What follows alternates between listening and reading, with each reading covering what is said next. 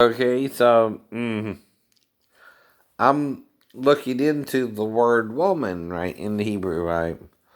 Well, the women is Nashiym. And it's from Enosh, right? And again, in Daniel,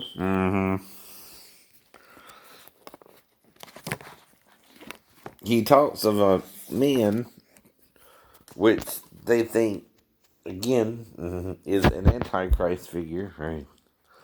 And it represents the Greek ruler after Alexander the Great called Theophilus or something like that. Right.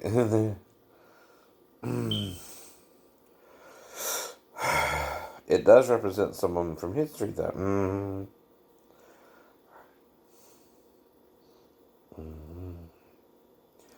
So, the desire, Nashiym, and any good not he will regard, for above all he shall magnify himself.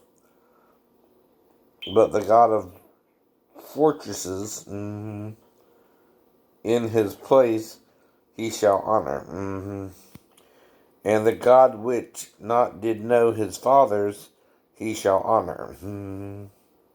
With gold and with silver and with stones precious and with desirable things, and he shall do in the fortresses with and God alien, whom he shall acknowledge, he shall increase glory and make them rule. He will over many, and the land shall divide for a price. Right, right. Well, there's this Greek, right, who during the time of the Maccabean revolt is called Theophilus or something like that. Well, Theo is the Greek word for God. And he's the first Antichrist figure, or anti-Jew, whatever you want to call it, right? In the Bible. And in history, right? Hitler is just as bad as him towards the Jews as well. So you can call him anti-Semitic or anti-Christ as well. Because he hates the Jewish religion, right? Because it says he can't lie with a man as he lies with a woman. And he desires not Nashiym or women. They're women. Now, the difference between Nashiym and Enosh is it don't have the E, right? By the way. Now, okay, I didn't learn this, though, through Christian Fellowship Church. They're showing me something, right? Okay, but Nashiym is also masculine plural, like I keep telling you. It can also be Nashoth, which that's what I mean. Moses keeps pointing something out. Okay, he's making masculine and feminine, right?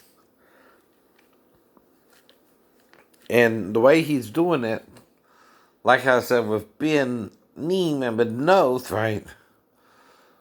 One means sons, one means daughters. But Ben Ah is also daughter. Do you understand, Jews? Just as, again, Sar and Sarah, Yahoo and Yahuwah, and one's the divine name, and again, Moses is showing you something here, right? But he wants you, okay, don't add to it, but he said you can't interpret it and learn Adon Ah, I don't know, is lady, and Adon is Lord, right? Adonai, or Noi, I don't know, is what? Ends with a Y, ends with a Y. And Yeah, he is, was, and is to come, kind of, right? Or Yahi. All right. So, Yahvahu he Akkad, right?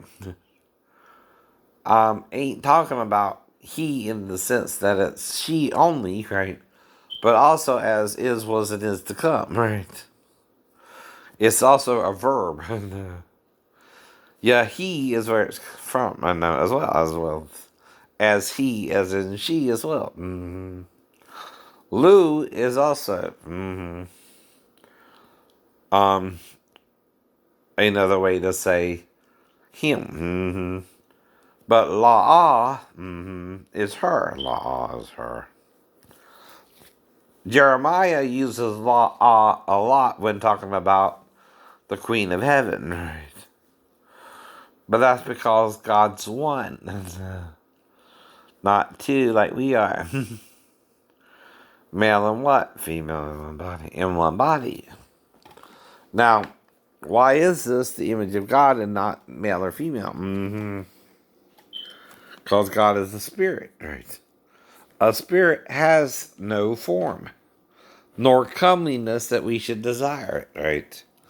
It's neither male nor female, right? But can be both in both at the same time, right? But it must have a starting image where the woman was taken out of the image and made into her own image from that image as was the male. Made fully male. Now, in Genesis 5, it says, after the fall, Adam brought forth a son in his image and his likeness. But he also had Benim and Benoth, right? Sons and daughters, right?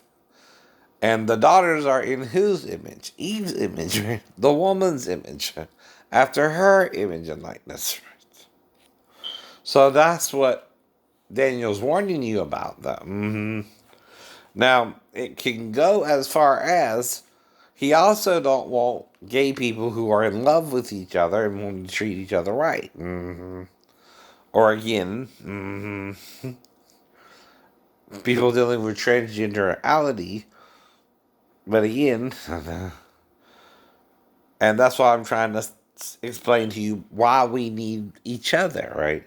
See, the male is not without the female, nor the female without the male in the Lord, right?